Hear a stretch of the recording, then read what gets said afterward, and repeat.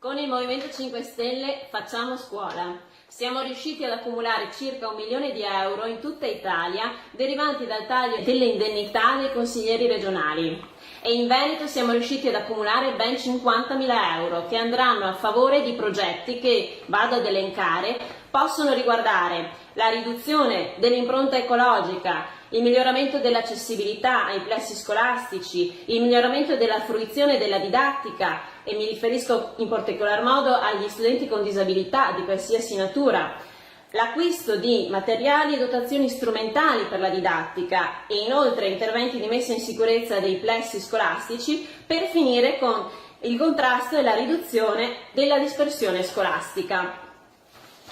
Gli istituti secondari pubblici dovranno inviare la documentazione al form che vedete qui entro il 30 maggio 2018 e mi raccomando non oltre questa data. I progetti poi saranno valutati sulla piattaforma online Rousseau da attivisti e iscritti appunto. Dovranno rendicontare tutte le spese e per un importo non superiore ai 10.000 euro per progetto. Ringrazio ancora una volta i consiglieri regionali veneti che hanno contribuito a questa iniziativa Facciamo Scuola, che sono Jacopo, Erika, Simone e Manuel. Ringrazio e saluto anche tutti gli insegnanti e tutti gli alunni della Regione Veneto.